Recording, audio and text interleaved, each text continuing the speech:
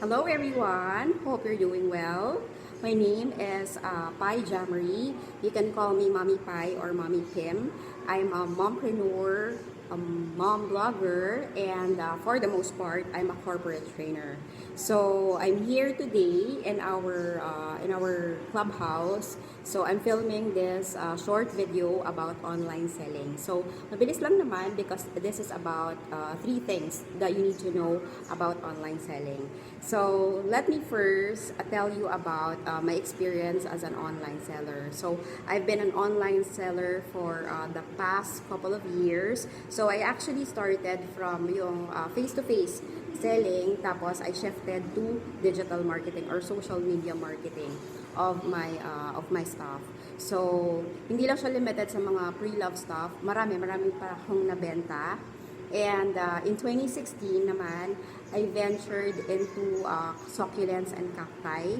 So, yun yung mga binibenta ko. If you, alam niyo siya ngayon yung mga live souvenirs. So, back in 2016, hindi pa siya ganon ka-boom.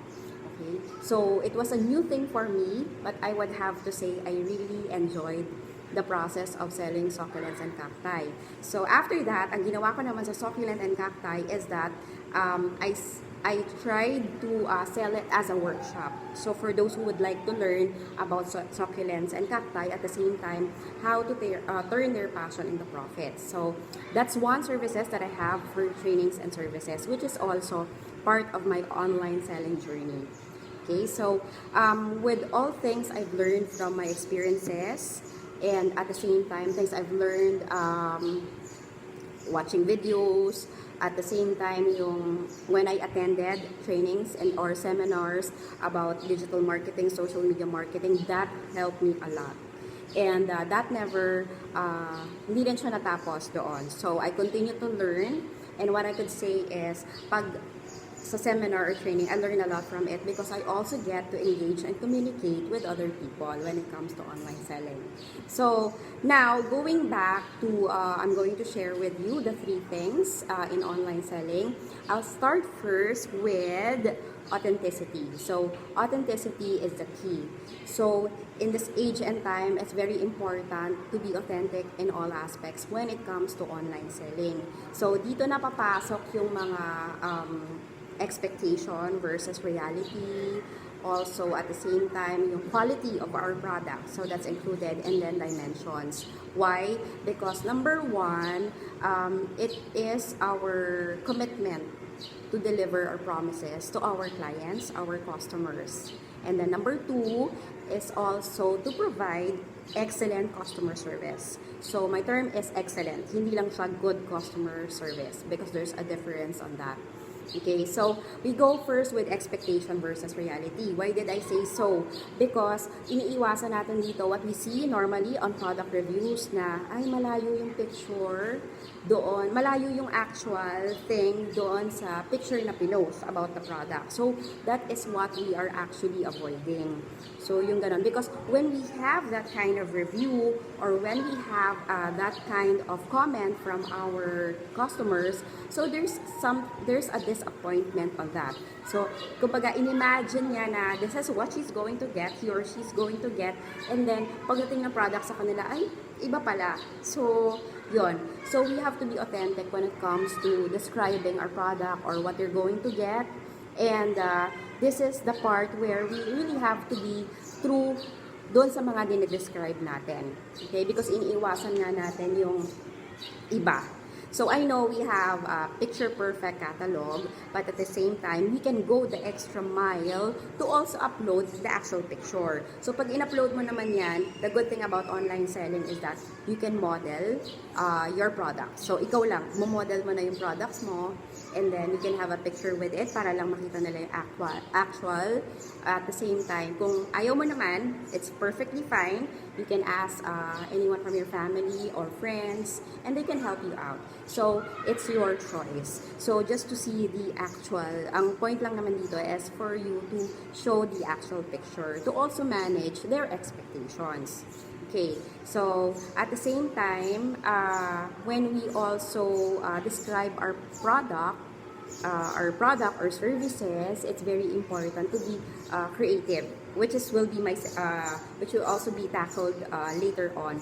So when we say creative, as much as possible, what comes with it is authenticity. So creativity plus authenticity is equals the real product that they are going to get. So in describing your product, it's also very important na hindi lang tayo nagpa-promise ng kung ano-ano, but we make sure that we deliver on our promise. So, like for me, when I tried to sell yung mga succulents and cacti ko before, so meron siyang mga talagang descriptions talaga that they really have to know.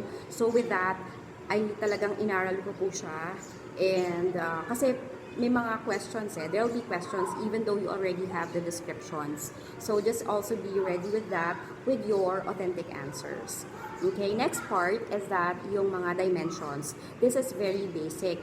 To give you an example, yung sa akin po, yung succulents and cacti ko, so before I sell that with yung naka-ceramic pots, ceramic pots, at the same time terracotta pots. So even yung mga sizes no, yung dimension, how it would really look like, saan pa siya pwedeng magkasya. So that's included during my selling, during my online selling, because those were the questions that I often get when I had inquiries back then. Okay, so it's the little things that matter. So pagdating sa yun sa online selling. And I tell you, magkakaroon kayo ng results if you're gonna be authentic, if you're going to be specific. Okay, so yun na yung mga points natin for authenticity. Now we go to number 2, which is creativity matters. Okay, right now, ang daming ways talaga in the internet on how you can really sell your product online. So, hindi lang tayo dapat mag-i-stick sa, just wordings, plain lang, inviting them to buy your product. But, number 1, what I've learned is, of course, with your product, syempre, nandun na yung image, kailangan nandun yung picture and then image, because it would also catch their attention. Because the goal here is when you are posting, to be creative is that you post an image or picture of your product together with, okay, ito important, storytelling. Ito yung mga short story lang about your product. So just make sure that your story is real and has a relation to your product. So, para nakakatch mo yung attention ng mga prospective clients mo or customers.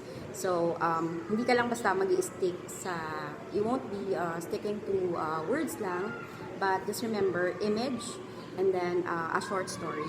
So, you can tweak it a bit.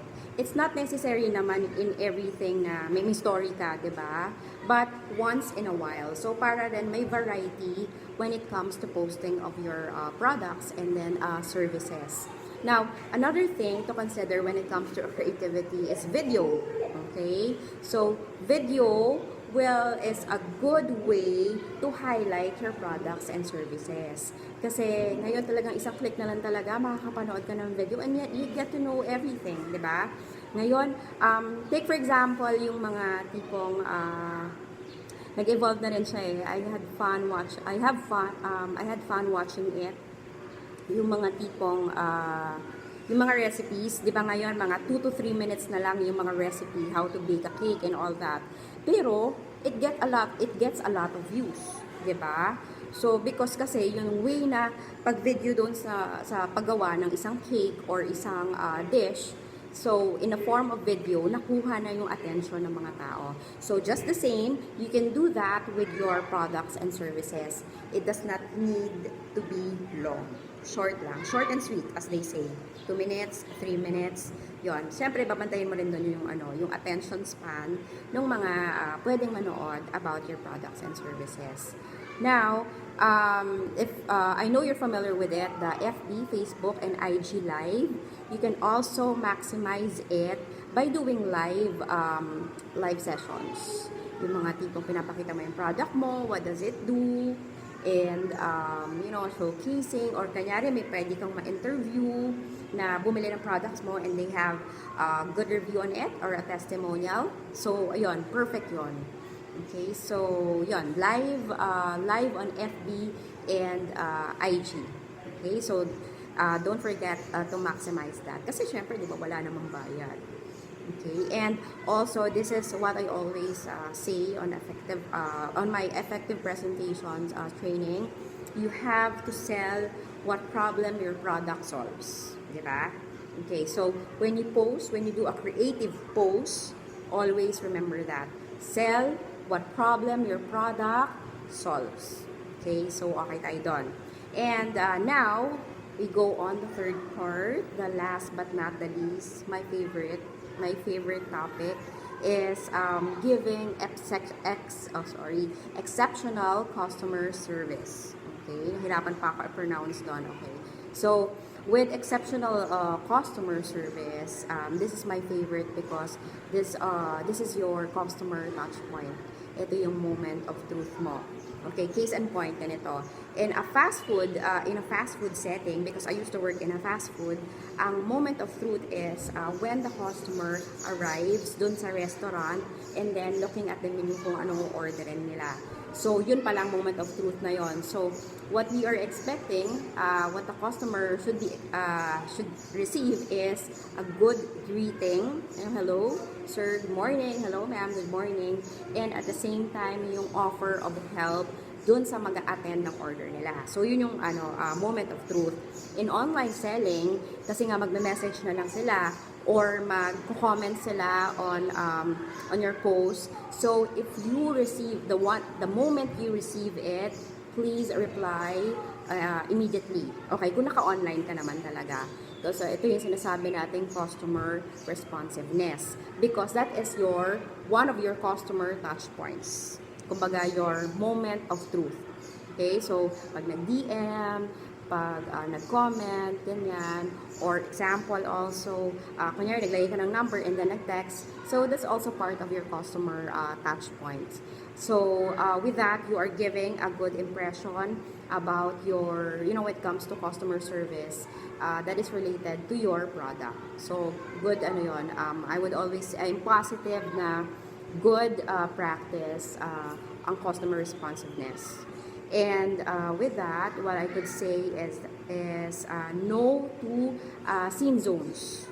Okay? So, wag po natin isi-scene zone yung mga customers natin. Tapos, babalikan after 4 or 5 hours or a day after because that's not, we're not giving away good impression on that one.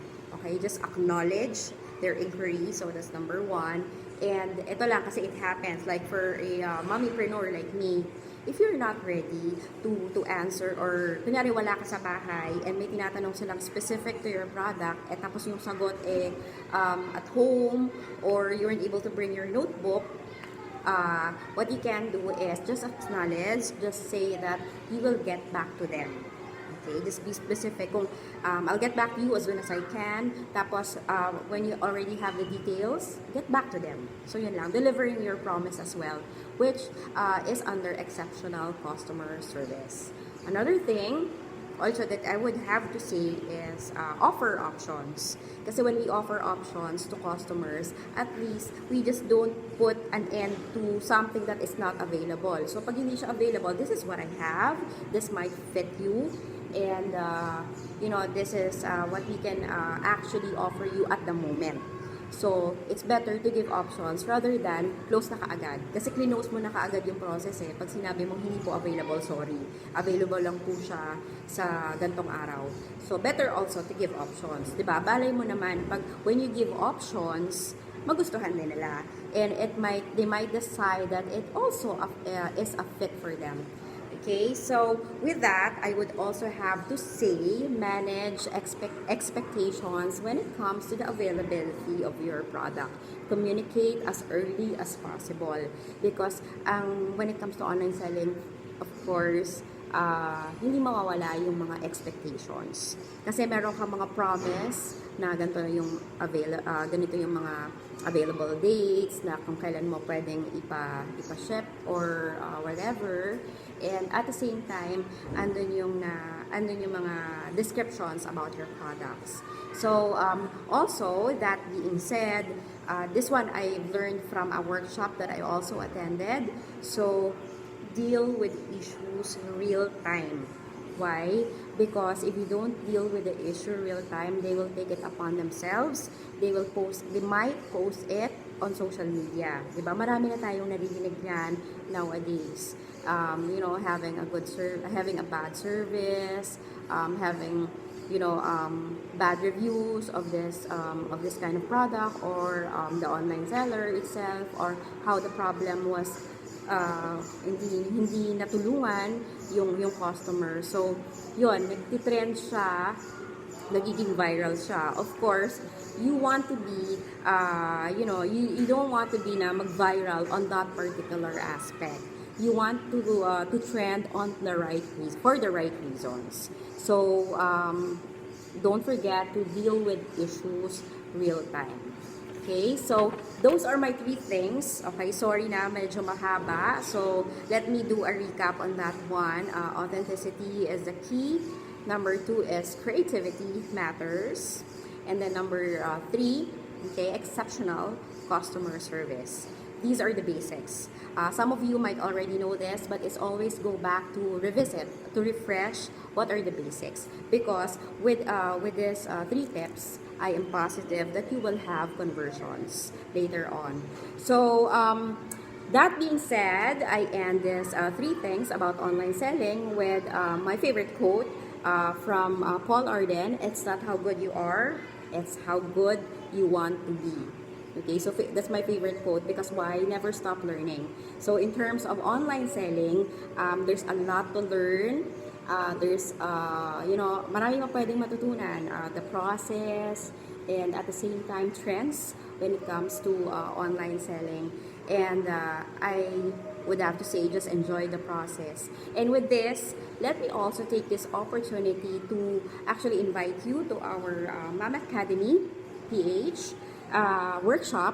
So this is in partnership, this is through Mama Academy PH and also Shopee Philippines. So we will have an online selling 102 workshop. This is happening on May 19, and at Saturday, that's a Saturday.